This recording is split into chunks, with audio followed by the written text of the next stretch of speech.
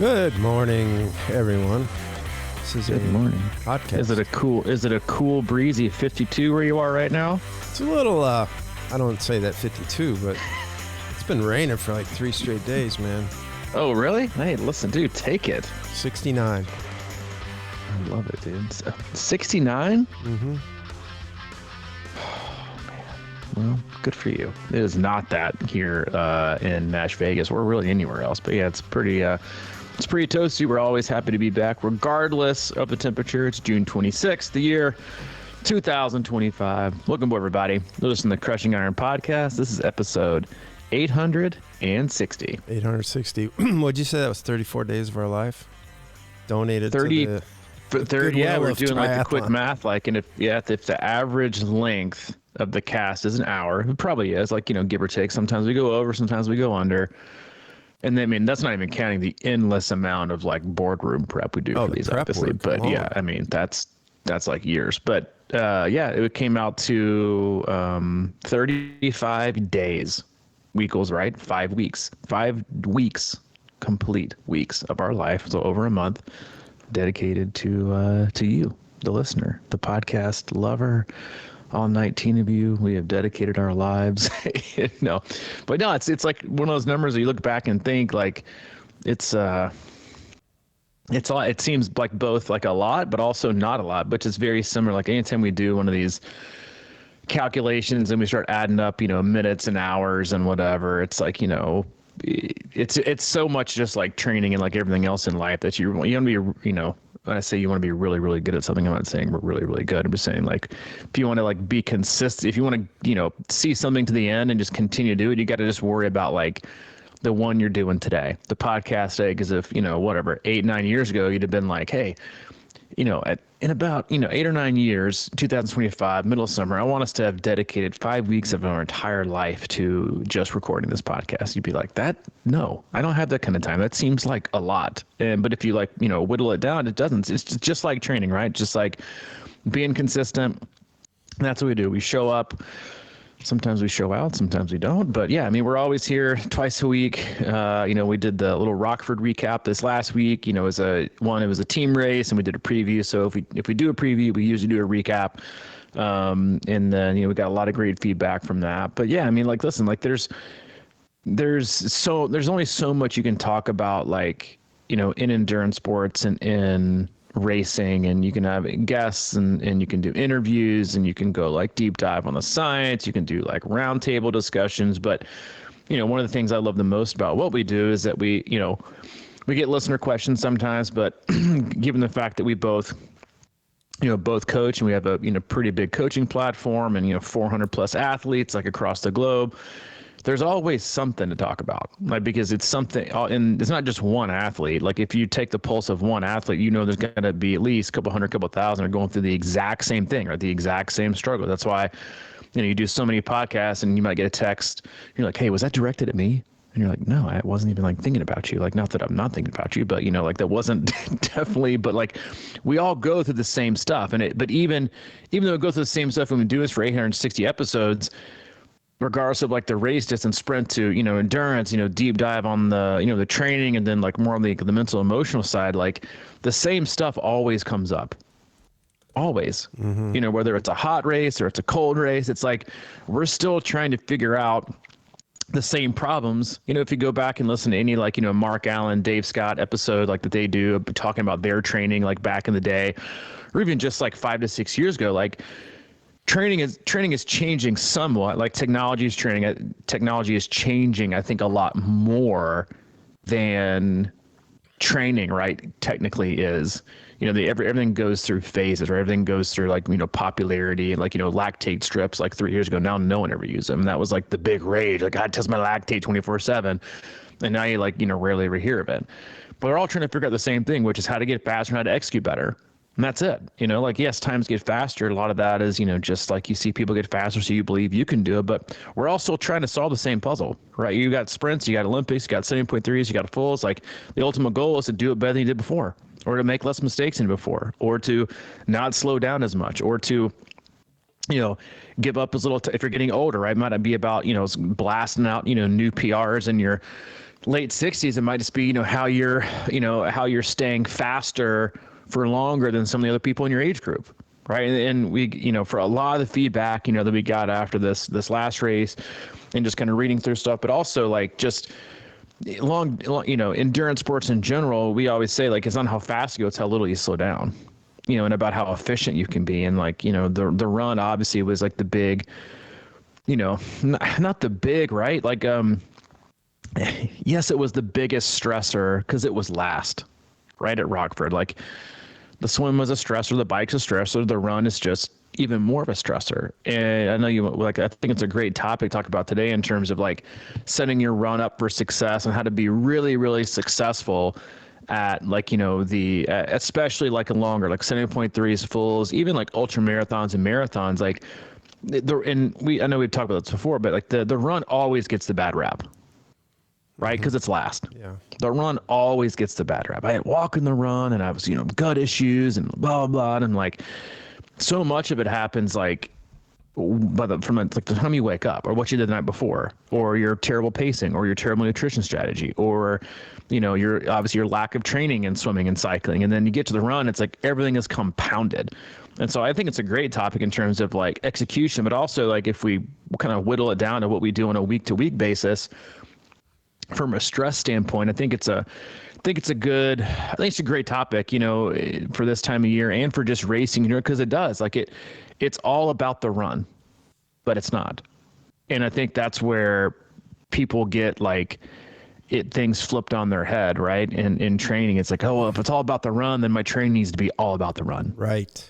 Right. And it's like, it's the reverse, right? So I love it. I think it's right on point for a lot of people. And I'm excited to talk about it today. Yeah, that's why I want to call it, I don't know if I will call it this, but I want to call it the run doesn't matter.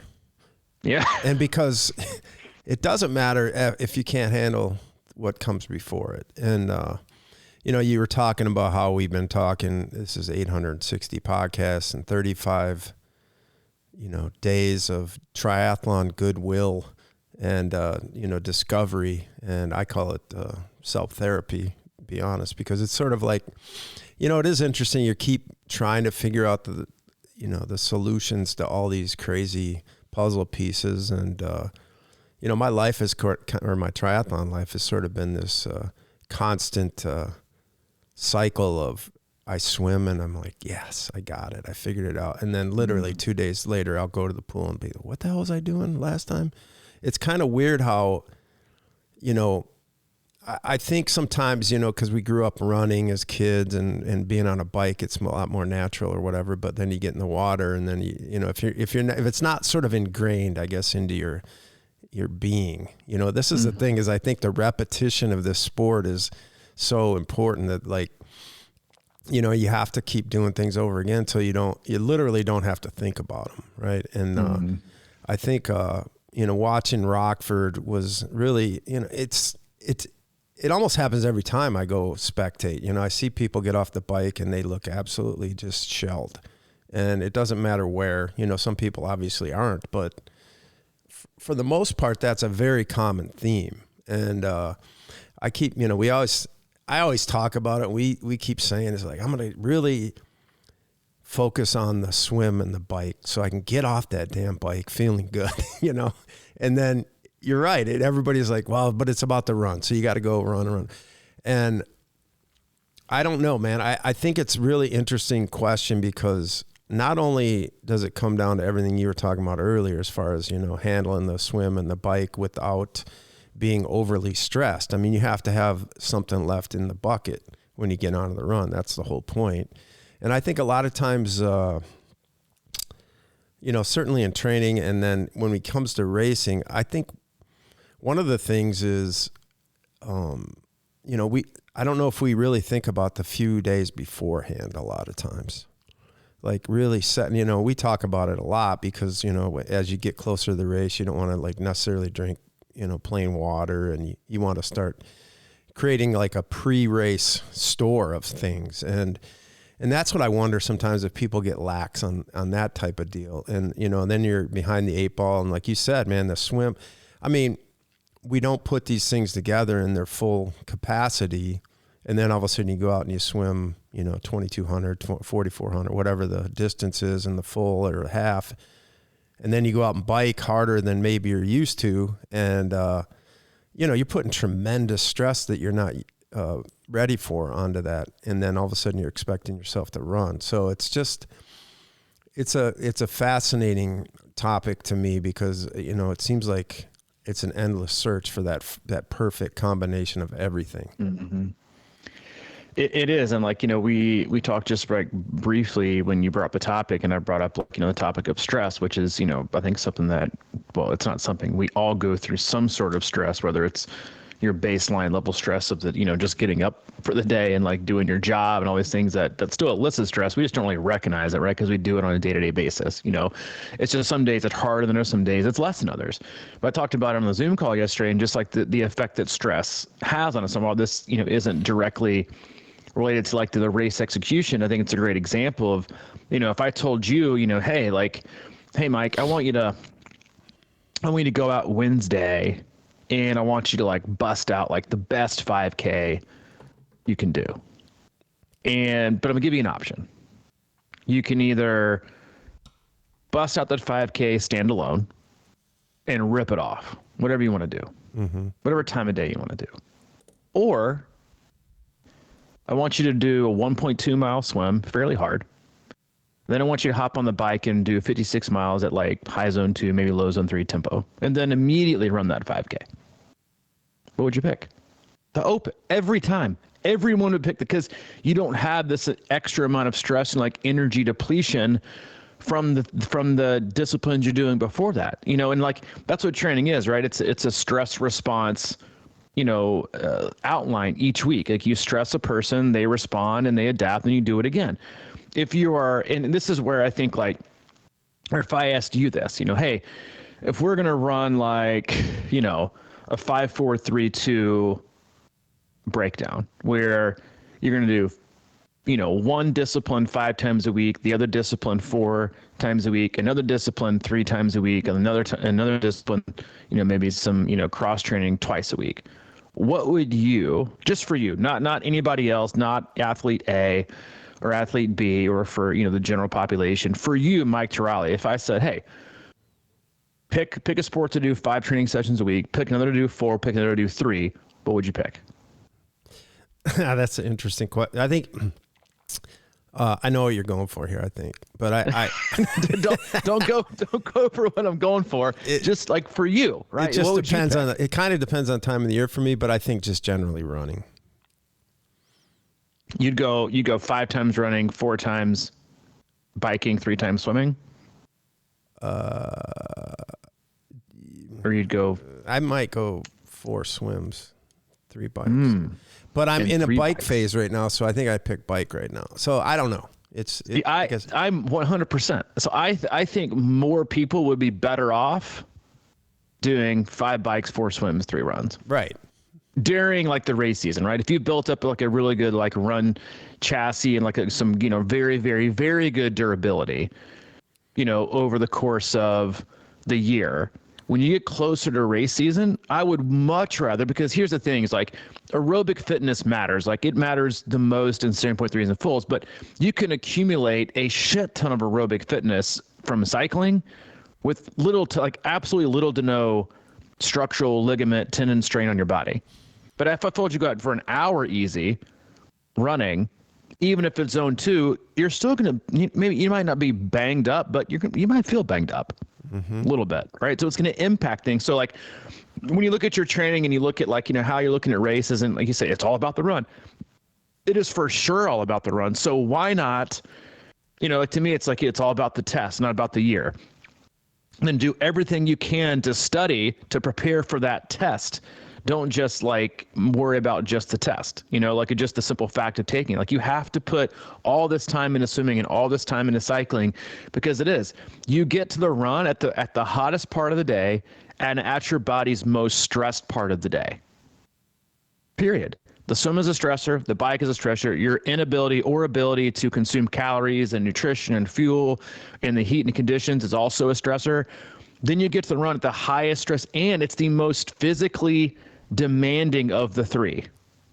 So if you really, really want the run to matter, if you really want the run like that you think you've trained for, it can't be about the runs that you did in training. It has to be about the swimming and the cycling you did in training. So when you get off the bike, you feel as unstressed as possible. And most people, let's just be honest. And I know I'm going to get high back on the horse again. That's fine. Most of you are already overly stressed when you get out of the swim. Yeah. And then you hop on the bike overly stressed from your swim, and then you hold, right? Because here's again, going back to like training, another analogy would be like, hey, like, would you rather hop on and do a hard trainer session rested or not rested? You get a different response. Like if I load you up on, Saturday long ride, Sunday long run, Monday, aerobic swim, whatever, Tuesday hard ride.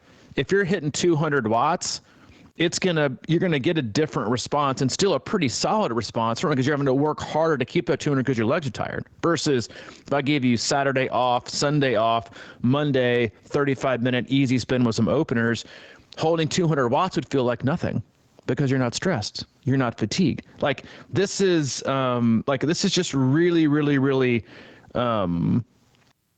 It's something I think we don't understand fully when it comes to, like how much that swim, like, yes, it's 3 different disciplines, but it's just one sport. And like you get to the run portion, you're like, what in the world? Like, why, if you're not putting your run together and you think you're putting together all these really, really great open run times in training or in racing, stop looking at your run and stop looking at what you aren't doing in swimming and cycling. If you're not preparing your body to be unstressed on race day from those, then you're not preparing your body to do the most stressful, right? If you had to pick of the 3, swimming, cycling, running, which one has the most pounding in the body? Running. Which one requires the most effort and energy from my body? Running. Like which one's pounding the pavement? Running. Which am I going to come into with the most like compromised run form because I'm already interval fatigue? Running. Right? What's the hardest portion also to take in calories? I mean, obviously swimming is the hardest one, but like between cycling and running, running. Mm-hmm. Right? And which one are you going to go into the most unfresh? Running. So you're probably thinking like, well, I just need to run more. But that's useless if you go into it swimming and cycling. So your swimming and cycling fitness is so low that you come into the run and you're completely destroyed. Right? Because on the flip side, when you look at the training effect, people that overemphasize the run and do it way too much and way too often, to go out and do these like insanely stupid long runs, you're combating the problem. Yes, there's a certain specific amount of run volume you need to accumulate, or intensity, or mileage, whatever you want to call it. Every kind of coach has their, markers and benchmarks to look for when it comes to, like cumulative load. But what also happens if you're that person who always just, front loads everything on the run training because you think it's your weakest, or it's all about the run, is, you go out and do an insane, like a 7-mile brick off the bike on a Saturday, and then you go out and run like a ridiculous 2.5, 3 hours. You don't even have the juice to squeeze Monday through Wednesday. So even if you're doing some swimming and cycling, you are so tired and so fatigued, you can't even hit numbers to get good enough at swimming and cycling to make the stress lower on those first 2 disciplines on race day. And you and I both go, why am I swimming so hard? Why am I swimming so much? Because it should feel like nothing. Mm. You should come out of the water unfazed, unstressed, like it's like someone just took you and, dumped you in the wash and plucked you right back out. And you should feel like you'll feel some fatigue on the back, somewhat the same way. That way you can run your best fresh. And so when you're putting all this like extra emphasis on crushing yourself, right, with running and training, especially when it's hot outside, like you're going to start to stagnate or maybe even regress in swimming and cycling. And you get to racing, my run's killing it. And then you're going to go and be like, why can't I put this together? Mm. It's because you're smoked before you even put on your run shoes on race day.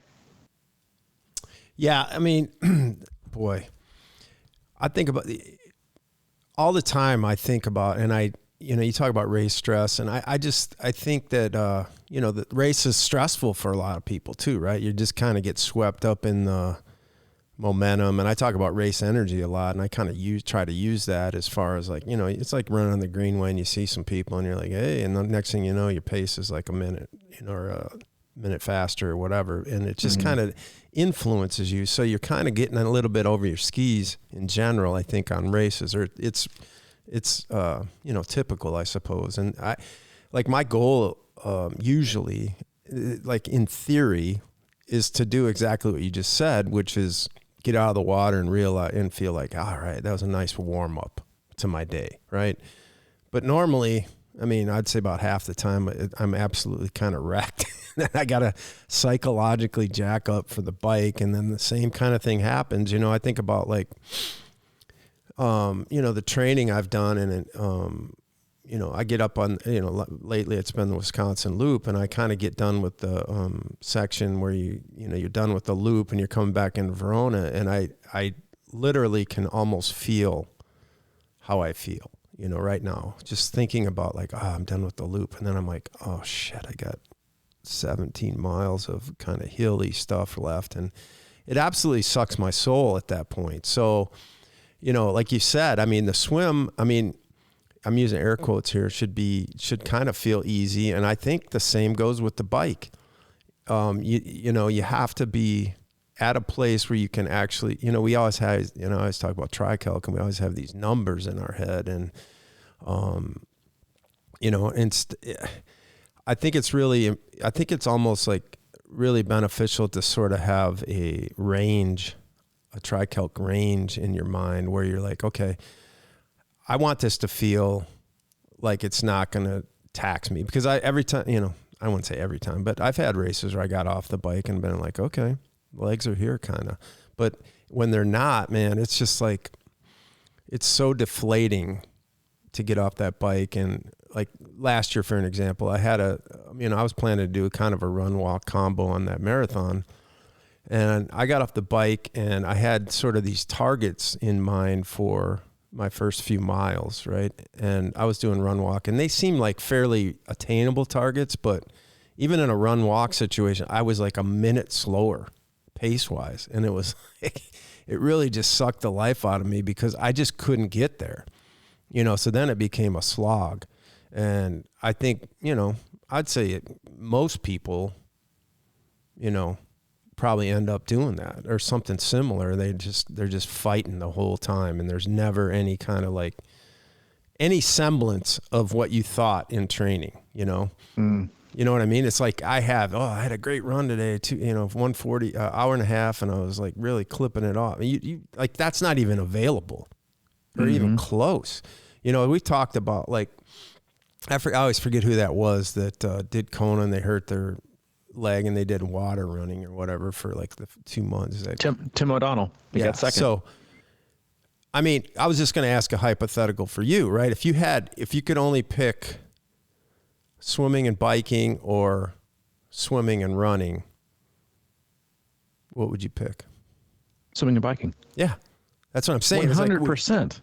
So, I mean, if you couldn't even run, but you could get off that bike feeling good, then, you'd kind of like, it would be painful as hell at some point, but, because you haven't had the load on you. But like, I think that's more reasonable to think about. It's a really, really hard shift for the new athlete or the new triathlete to wrap their brain around, unless you've done it yourself, right? Unless you've come, doesn't matter really, how many articles you read or seeing people like, Lucy Charles Barkley come in like a little bit undertrained on the run and absolutely destroy everyone. Like her bike power's at a whole new level. Swimming's at a whole new level, coming off the front even more. So you're just there, right? Because the run outside of like, swimming, yes, is all about economy and efficiency, but so is running. How much energy it takes to run well, or how much less energy it takes when you run really well. If you come off the bike and you're shredded, doesn't matter what you run on the track on Tuesday. If you don't have enough swim and bike volume, you're not going to have that same economy. So that 8-minute pace you're shooting for with same economy and the same type of energy burn, the cost is going to be greater, and you're going to end up fading and fading and fading and fading. But yeah, I would 100%, because I've been there and I've done it. I mean, my best marathon to date, like open marathon, came off of like Achilles, the country music marathon. Like, this is forever ago, like 12, 13 years ago. But it was same with the 70.3 I did 4 weeks later. I didn't even run. I went into the country music marathon in, what's that, April? Is that an April race? Yeah, I think so. Yeah, like back in, and this was, back when I was drinking like insane amounts, and barely went into it. I think my long run was like 12 miles, negative split, ran a 3:20 something. Didn't run really at all between then and Gulf Coast, and ran one of my fastest half marathons when I got there. But I was swimming and cycling a shit ton because I couldn't run because my Achilles was hurting too bad. Now, is that like the perfect recipe? No. But like, I just think we underestimate two things. One, the importance of swimming and cycling in where they are where they are placed, right, in the race, but also the impact and the fatigue and the amount of recovery that so much extra running can make you do. Like if I'm taking, an athlete that's got, coming to you fresh and it's got pretty open availability, I'm saying, hey, listen, here's what we're doing. We're gonna do 5 bikes a week. We're gonna do 3 of them are gonna be, solid aerobic rides, 2 with intensity. We're gonna swim 4 times a week. 2 of those are aerobic, 2 are intensity, and then we're gonna run 3 times a week. A tempo, a hill, and an easy long run. That's it. And I think they would do extremely well. They would accumulate a lot. Again, and I also understand that that's the hard part, right? Because swimming and cycling take up the most amount of time. Swimming takes up the most amount of time just from a sheer transportation, right? It's the worst return on investment from a time standpoint. I get it. We know that. Everyone can admit it. Like, it's just really, really hard. Let's get a lake out your back door. Then it's a different story. But it's still like it's a hard return on your investment from the time you put in. Same thing for cycling. Like, you can do like an hour turbo session, or you can ride the bike for like 4 or 5. Like, nobody's doing like 4 or 5 hour runs. At least you shouldn't be. So so you're accumulating like, bike hours. Some people put in more bike hours than a lot of people put in like total training week. So it's a lot more time consuming, right? And especially if you're not doing it inside, you're doing it outside, you can think about all the extra time it takes to kind of get ready, make your bottles and X, Y, and Z. It does take, running is always the easiest to do, right? From a time standpoint. Lace up your shoes, run out the door. Lace up your shoes, hop on the treadmill. And the volume is a lot lower, right? From a sheer time investment to get ready and then get done with it. But on the flip side, it requires the highest recovery cost from a time. I can tell you to go out on a Monday and swim hard, and the next day you can still bike hard. And the next day you could probably still do a hard run. Versus if I said, do a long run on Monday, then go run hard run long on a Sunday, run hard on Monday, you'd be shelled, or you probably, you shouldn't stack them like that anyway, but you'd be shelled for like 3 or 4 days. So you wouldn't be able to hit those numbers in swimming. You wouldn't be able to hit that power in cycling to make yourself better. It's the exact same thing as I was telling people yesterday. Like, if you're not doing like your indoor rides with a fan, get a fucking fan. Like, you're not tough by not using a fan. You're just limiting yourself from performance aspect, because once you start to overheat, that amount of stress in your body, it tells yourself, hey, I know you want to push 240, but we're going to push 225. And the extra energy it would have taken me to put those extra 15 watts into 240, I'm using that to conserve energy so I can now use that to cool myself.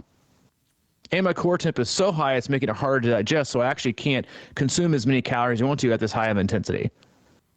You're preventing yourself. So it's the same thing, right? It's just a different different method and a different stress you're adding in, which is, and listen, we're not here to say like run training is bad. That's not what we're saying at all, right? We're saying the type of training you do should be very specific to the race you're trying to accomplish, but also like the amount of, know what your strengths and weaknesses are, but also know like how the game is played from an energy standpoint. I think I remember listening to a podcast like maybe a year and a half ago, 2 years ago, talking about Patrick Lange's run volume. It was like 40, 50K a week. And that's like twice as much as some like age troopers. And he's the fastest, besides Blumenfeld maybe now, but like he's the fastest, guy there is. It's like it's all about, but you ride a ton, you accumulate this stuff safely. I know there's a happy medium, right? When you're an age group athlete, you can't invest that much time into all those things. But again, like stop, if your race falls apart in the run, don't blame the run. right? It's like, because I'm not an overnight success. I've been working quietly for all this time. Like, stop blaming the run. It's not your overnight problem. It's not your overnight, kryptonite. You just were probably completely ignored swimming and cycling. Like, if you don't take the swimming seriously, then stop assuming you're going to have a great bike and a run. If you keep skipping your long rides, and stop assuming you're going to have a great run. Like, that's just on you for assuming poorly. Like, you've got to put in, if you got to take a pick, always make it the long rides. I mean, you and I have found athletes like this all the time. Like, hey, listen, they're like, hey, I know I'm undertrained. I know I haven't been really committed. I haven't been really motivated. I know I've missed a lot of time. What do we need to do? Why aren't I getting any long runs? Because I'm like, we just need your ass off the bike. Like, we just need you off the bike. But it's the flip, right? So many people are going to worry about doing the distance, like 26 miles. Like, somebody comes to me 2.5, 3 months out of an Ironman and they haven't done crap for training, and they're like, hey, I actually need a little bit of help getting the finish line here. We're doing swims, bikes all day, every day. Double ride weekends. Maybe it's a little bit of a longer run, split run Wednesday, but that's all you're getting, buddy. Like, we just need you off the bike. Like, it doesn't matter how great your marathon time is, right? It'd be like, if you had to pick and take, like, one of the Kenyans that are doing, like, sub 2 hour marathons, if you want to take them or Patrick Lange to do an Ironman, who would you pick? You pick Patrick Lange. The Kenyan wouldn't even make it out of the water. He'd be drowning in the kayak. Right? Because he doesn't know there's all the energy that would be taken from him in the swim and the bike. He'd be completely shredded, completely destroyed. Like, it's one sport. So you have to think about, like, the energy cost and how we are limiting stress. And I think that, again, like, we talk about fueling too, and we talk about the importance of efficiency, because that's what long course racing is. It's efficiency. So if you go back to, like, the amount of, gut issues and GI issues you see so many people having, is you go into, your body, it's really, anyone will tell you it's really hard in the run to take in calories, right? You're moving, your body is working harder than it has all day long because of these simple movements, and you're running, running on top of the concrete, asphalt, whatever it is, the impact on your body, and your heart rate is probably the highest. So it's really hard to take in calories. Well, if you start off the day in the swim and you over swim, and I would probably say 95% of people who enter a race, especially the long distances, are probably over swimming when it comes to speed and effort and energy expenditure relative to the amount of work that they put in, then they're already overly stressed, right? Making it, then heart rate's a little bit higher, making it now harder to consume calories, right? Because again, the harder you work, the more, because it takes work, like it takes effort, energy from your body, it goes to your stomach, your digestive system to break down the calories you're taking in to then use as fuel, right, to continue to move. And so when you are overly stressed, it's like, whoa, like my heart rate's too high. Like it's like, throwing a million things. It's like I got a lot of things going on right now. You're trying to, like, swim hard, my heart rate's hard. I think it's like, now you're trying to shove, like, 158 carbs down my throat. I can't digest all this. And then you hop on the bike and you're going to hold 180 watts because that's what you hold in training, but you hold those fresh, not completely fatigued, and then you got to run afterwards. And then so that 180 probably feels like 190, 195, because if you've already overly stressed yourself, it's hard to take in calories. You're just deficit stacking each other. Deficit on top of a deficit on top of a deficit, and then you get to the run, and all you've done is stack deficits. Stack under training, and then trying to completely and meet a performance metric or an expectation that you just kind of came out of nowhere with. Then you hop on the run course, and you're like, I don't know what happened. I guess I better, do some more bricks or some longer runs. It's definitely the bricks, man. I tell you what, man, it's a completely different sport. Like running off the bike, like if I'm not doing bricks, I don't know. It's the key to all things triathlon. Like, is you gotta stack those bricks, baby. No, it's like, just learn how to, like, just train some of your bike and learn how to pace it so you can just run through the field.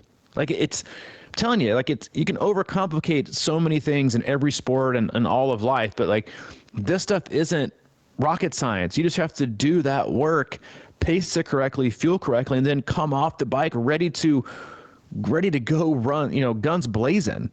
And if that's what you should think about, is that feeling of coming off fresh. and then what to do in order to come off the bike feeling as fresh as possible. Not, I wonder, this is how I want to feel in an open half or open marathon with, no fatigue. That's why I think it's so great in like, fall, winter, and even like early spring, is that people like, I've got a 10K or a half marathon I want to do it. I'm like, all right, great. Put it on a Sunday, and on the day before we'll do like a 4-hour ride. Fatigue the legs, make it to like, I didn't know what it feels like, to run hard on some tired legs. But so many people are so worried about what they look like and what their metrics and their pace look like in training, that they wonder why they continue to over and over and over again underperform on race day, and then continue to shift their focus in the opposite direction.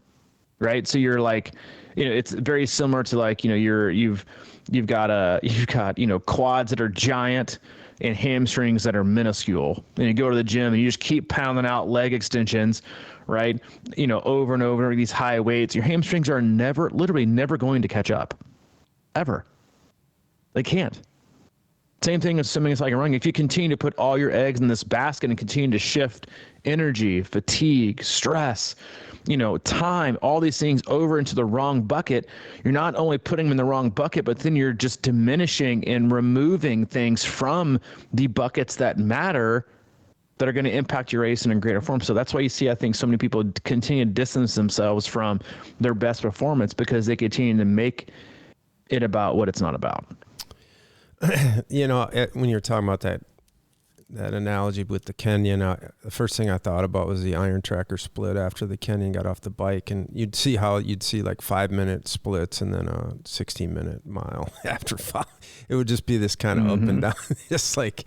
But yeah, man, the thing about what we're talking about is, I think the time investment, like you said, I just think that I don't want to say it's just harder, but it's just harder to get into the swim, and it's harder to get into the bike training, so it's harder. So you have to make like that concerted effort to really get focused on it, and, I was talking about, if you want to get better at swimming, you should swim more. And then, I think the same goes with cycling, obviously. And it's just a matter of getting your mind wrapped around the idea that you're going to actually go and do that. That's why I also talk about, like, because I struggle with that as well. If you don't have a really great place to ride, for example, it becomes harder all of a sudden. And then, you have to be like, I just hate the trainer. Well, I always tell people, you got to figure out a way to love the trainer, because it can happen. It's definitely happened with me. I just hate it. You hate it. And then all of a sudden it's like, I kind of like this, because it kind of really starts putting you in a zone, and, riding the trainer is difficult, and it's even harder sometimes than just getting outside, obviously, for different reasons. Because of the continuous pressure on the pedals and things of that nature. But once you can kind of fall in love with that, I think you're winning, because unless you have great, outdoor riding like at your disposal. I think about this all the time is, when I used to have the lab right out my door, I'd just get on the bike and just go down there, and it's sort of like an outdoor trainer, but now it's a matter of, I have to really figure out a way to embrace this concept of sitting on this bike and not moving, and thinking of it as training. But like, if you can kind of wrap your head around this idea, like, what I'm doing now is what I need to do to get that run in order. And, maybe like, you have these days where sometimes people aren't, some people are absolutely perfect across the board on training, but others are bouncing around, doing different shit, moving things around. It's like, it's almost like you have to convince yourself to be like, if you have a debate whether, I'm just going to go for a little run, you should just talk yourself into getting on the bike. It's almost like there's these, wavering positions we have throughout training sometimes. And if you can kind of make your priority getting on the bike when you have a little extra time or something, even if it's an easy spin or something to, just kind of work and just build a little supplement to what you're doing. I think that's where the sauce is, man. Well, let me ask you this, because we've talked about it a lot of times, is like, we went out and we did, when we both lived in Nashville, we rode and we did the lab a ton, and we went and did Muncie that year. What happened? Oh, we just I was thinking about that the other day because it is a little windy up here. I ride around a lot, or a little bit, and I don't crush it, but I used to go out to the lab and just almost make myself immune to the wind. And you're immune to the stress, because we went to Muncie and it was windy. We didn't even notice. Yes. Because all we did was put ourselves at the lab where you went out there, and it no longer felt windy because it was just what we did all the time. It was just, it's the same thing as like even I've been in Nashville since Sunday, and I've gone out every day and ran, and later in the day walked out in like the hottest part of the day. Mm-hmm. And I went out for a walk yesterday, 108 degrees. And yes, it felt warm and hot, but nothing like it did like the first day. But it was still that way. It's just exposure and acclimation. Like your body gets used to it, and our bodies, and I think just more so like our minds got used to like the wind. It was no longer an outside stressor because it just was. And that's how the same kind of mindset you have to take to swimming and cycling is just, you just have to think about your training in a way to where this is just a means to getting off the bike and if you're struggling with the trainer, you're struggling with trying to find like your mojo in swimming, and you really want this, I'm like, well, then stop making every session, right, of swimming and biking about swimming and biking, and make it about running. All right, I know I don't want to swim today. God, I hate to swim, but I know I really want to run well, so I'm getting it done. Because the better I swim today, and the better I get, the more efficient I get, the better muscular endurance I get, the better aerobic capacity, the more efficient I get. I'm saving all that energy to be able to run really, really well and run really fresh. Mm-hmm. Right? Like go out and ask, hey, I want you to go run. Because it's funny, like you see it sometimes in training, like the people, sometimes I'll stack like a swim AM and then like a run after, not as like a brick purposely, but it's just how people schedules. And the run is always slower and higher heart rate. Always. Or if they do them back to back, like on a Wednesday, and I'm like, okay, well, take that small, very, very, very small sample size and then put it on race day. Like you go swim, if I said, all right, Mike, I want you to go swim, an easy 2200 with pull buoy, just chill, just like you might do on race day, right? Wetsuit, lake swim or saltwater, all upper body, zone 2, and then go run an hour and 15. And then you check the same pace, same heart rate for the hour and 15 minutes. And then I'm like, all right, Mike, I want you to go out and I want you to do, 2,800, because if you're undertrained in the swim, that 22 is going to feel like 28. And I want you to do it really hard with no pull buoy. Wax your legs, go into it, and then you're going to do the same hour and 15 minutes. And if I asked you to run that same pace, you either one, couldn't, because you'd be too tired, or your heart rate's going to be significantly higher, right? So burning more energy, way less efficient, less economical. It's the same thing. It's the same thing. And like, I've always been swim heavy. I even upped the swim this year even more, which to, a little disappointment from a lot of athletes, but like, it should feel like legit nothing. It should feel like nothingness when you get out of the swim. And if you're waxed out of the swim, like you're not swimming enough. I'm just here to tell you, you're not swimming enough. You're not swimming long. It should feel like nothing. And, again, like, so when we look at, the training you're doing or you're not doing, stop skipping the stuff that comes before the run, because it's all about the run. The swim doesn't matter. Tell that to your body, right? Tell that to your body on race day. Like the amount of races I've spectated, good or bad, whatever, like standing on the, on the helix in Wisconsin, you see people get out of the water, you're like, day's done, day's done, day's done, day's done, day's done. Like, you're already smoked. You come out of the water, your face is red, you can barely breathe, you're exhausted. Like, what do we do? What are we doing? Like, oh, but I put, dude, 3-hour runs, baby. Got it in the bag.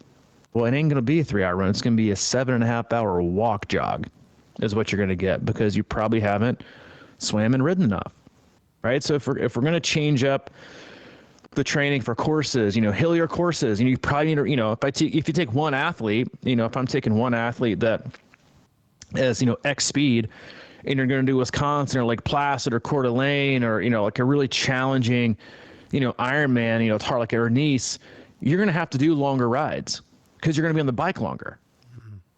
But if this guy's doing Florida and might do it in 4.5 hours, then we're probably not going to bike a lot more than 4.5, max 5. But if you're doing a long, like in Nice or Wisconsin, might be doing 5.5 to 6. It's going to be harder on your body. Like it's going to be more, you're going to be out there longer, right? So again, it's all about, again, like think about it whatever way you want to think about it. Dismantle your thought process and like how you project, what you need to do or don't need to do. And just think like, I need to make the most resilient, efficient body possible. And this body has to now go out and race this event that has these demands: swimming X yardage, biking X mileage, running X time. And then you figure out how much time it's going to take you to probably do the majority of those. And think about how efficient you have to be, and then look at what you aren't doing to prepare for that, right? It's about building the complete engine, the complete, literally body of work that can withstand, right, the demands of the race you're going to do. And no, you don't need to do it all in training, right? Oh, that means I got to do the race distance all the time. Like, no, you don't. Like, if you're doing all this stuff consistently, you're building brick on brick on brick on brick on brick, and you're doing it fatigued, right? Then picking up those bricks to stack that on race day completely fresh, right? You're going to feel awesome. It's going to be like nothing, right? It's going to be like picking up, it's like, you're picking up, 50-pound weights week after week after week. The next week you're picking up 60-pound weights week after week after week and then you're tired, right? From picking up 50s the week before, and then 60s this week, and the next week you're picking up 70s, but you're fatigued from the 50 week and the 60 week, and now picking up 70s. You get that person, a week of just picking up 20s and 25s, and next week just picking up like 10s and 15s, and go ask them to lift stuff on the Sunday. They're going to lift more than they ever have before. Way more than what they've done in training. It's the same thing, right? So just think about like, what kind of body am I building here to withstand the damage? And am I more worried about the damage at the end, or preparing to withstand the damage at the end? And that's how you kind of have to shift it, right? If you're thinking about the damage at the end, you're thinking about how fast can I run? How far can I run? How long can I run? Because it's all about the run. But you're not taking into account the amount of damage you're going to have on board when you get to that part, when you're trying to withstand all the extra damage you're putting, right? And so if you took somebody and they came to me and they're like, hey, I've, run a bunch of 2.5 hour, 3 hour, runs, and I'm averaging 8-minute miles, and I'm feeling like really, really solid. My legs are great. I'm hitting track workouts, but haven't done a lot of riding and swimming. You're like, all right. And then you take another guy who's like, dude, I've been swimming 4 or 5 times a week. Like I'm biking a lot, did a lot of double rides, but I've only done like 1.5 hour, 45 minute, like long run around like 8:15s, 8:30s. Give me that person all day, 100% all day. Because they will always outrun. That's why I would love it if I'm sure it can, like AI does everything now. If you could go scrape all like the Ironman Facebook groups going back like the last decade and scrape out of there all the people that are doing these like insane long runs and insane bricks, and then like take their race results and be like, well, look at the discrepancy in pace and the people that are just completely shifting the stress in the wrong bucket, and how you could change that and maybe kind of change the perception of what needs to be done, on race day. Yeah, that'd be interesting. Yeah, as you're saying that, I was just thinking, back to when, training in Nashville and then coming up when I used to do Wisconsin when I lived there. And I was thinking about, the lab and the conditions out there and the wind and the, whatever. And then also the trace, and just generally where I lived, there was a ton of hills, and how I used to just attack hills, like in training, just as kind of a ballpark kind of, effort and something that I would do, just kind of like I'd ride, even an easy ride, I'd just kind of attack the hills a little bit more. And I was doing a lot of hills, man. And then when I moved back up, I just haven't had the same terrain. And think about what that means. I mean, you can't expect to, do your long rides on like a, flat bike path and then go up to Wisconsin and feel like that's the same shit, you know? It just like crushes you. So that's why, you know, when I think about this, and as far as like that type of situation, if you don't have the terrain that you need, you know, that's why I lean towards the trainer, you know, because I can create that effort and that resistance and things like that and push it even harder versus, you know, just kind of riding around for 5 hours on a flat, you know, bike path or something. The difference is immense. I mean, I mean, I know it sounds overly complicated, but it really isn't. You know, it's just, we have to shift this. And I think, you know, if you told, you know, anybody, it's, you know, because it is, like you say, it's all about the run. You're like, oh, well, then I better make it all about the run. But it's not. It's like, it's all about what leads up to the run and being able to run it as fresh as possible. You know, because we all know the difference, like in how we feel on week 3 of a training block versus the first workout of the week coming back on a training block, or week 3. Like, it's like you feel so different. It's the same thing, right? You're running so much more efficiently and so much more economically, and, you know, how you're running off, you know, well, it doesn't matter if you do bricks or not, because those are the, you know, the sacred, you know, recipe, bricks off every single bike ever. But you just, you have to, I think it's a shift, you know, but again, it's also like a shift on, like I talked about, you know, if you're training somebody to do like a Wisconsin course versus a Florida, you know, you're looking at, you know, less energy, less speed, maybe higher power output, you know, but also like you look at the swims, how much energy is a swim going to cost? You know, like, is the swim going to be very costly or not costly? Is the temperature going to be costly or not costly? Like, you know, am I going to, and you're getting off the, you know, like Laura Rockford, for example, like the swim, you know, no wetsuit for most, but it's still pretty toasty. You're still burning energy on the bike. There's wind and it's heat, you know, probably more hills than you're used to. And you know, you're burning, it's costly, and then you're coming into the run in a very weakened state. You know, so all these things you have to take into account. It's like, so if you ask, like, do I want to be, you know, are you going to be better at withstanding stress in a fresh, right, you know, replenished, fueled state, or a depleted, dehydrated state? And I'm talking about just like regular day-to-day life. You know, you get a ton of sleep one day, you wake up the next day and you're feeling pretty good and you're fresh, and you know, maybe have a little caffeine, and you've eaten well, you're in a better mood. Like, something bad happens, you're much more likely to handle that in a positive way and work your way through than if you had, you know, you went out late the night before, you drank, you ate like shit, you got 5 hours of sleep, and you woke up, you know, before your alarm went off. Like, that person, not set up for success to handle stress. You know, like, so like, that's just our body, right? On a day-to-day basis, a person's going to be grumpy, irritable, they're not going to be feeling very good, they're not going to be operating on a very high level, they're not going to be acutely aware of certain things. And then you take the person who's got, you know, 8 hours of sleep and fueled optimally and hydrated optimally, and, you know, did a training session, you know, the day before, right? They're feeling on top. They are feeling ready to, you know, withstand anything, right? They're very acutely alert of everything that's going on. They can respond rapidly. And that's why I think so many poor decisions, like you see happen on that last like 15, 20 miles of the bike. Like, people are just roasted. They forget to take in nutrition. They hit a cone because they're so out of it, because they're so overly stressed already. You're barely even halfway into the race. Yeah, you may be like over halfway from a mile standpoint, but, you know, for most people, I bet you when they hit mile 80 of the bike from time wise, that's halfway. You still got 32 miles left to bike, and then you got the whole run left.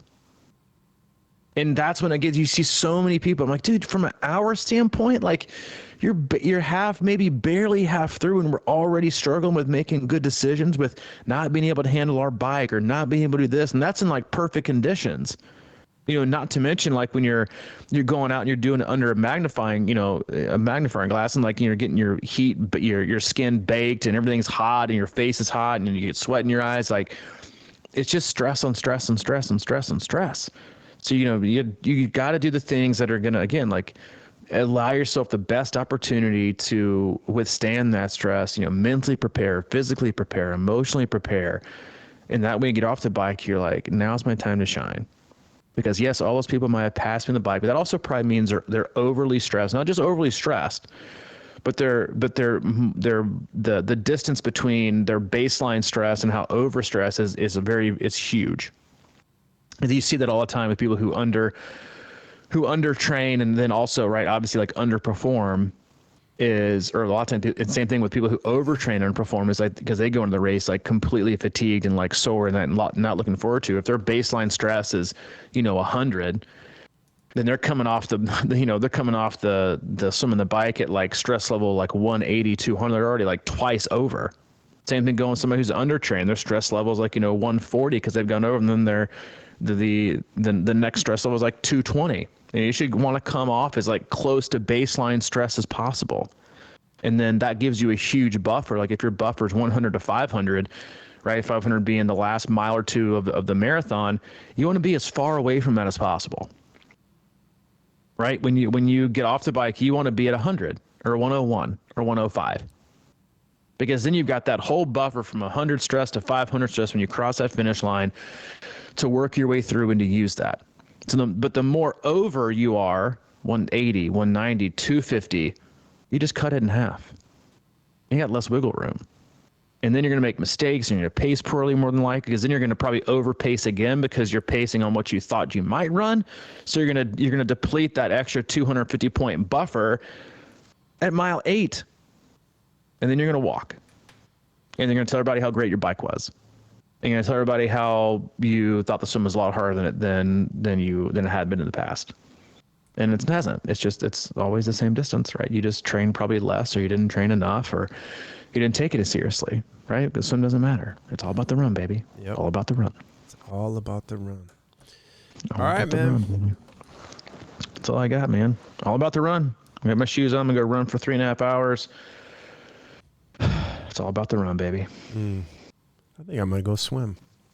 There you go. I love it. See, I'm learning on this cast too. You are, man. I love it, man. We're at 860 in. We're both still learning. As always, love you guys. We appreciate you. Go to the website, c26triathlon.com. It is our one-stop shop for all things coaching, camps, and community. If you need anything from Mike, he's available. Mike at c26triathlon.com. If you need anything from me, Robbie at c26triathlon.com. All right, man. Have a great day. And all right, man. You too. See you, buddy. Next week. See you, man.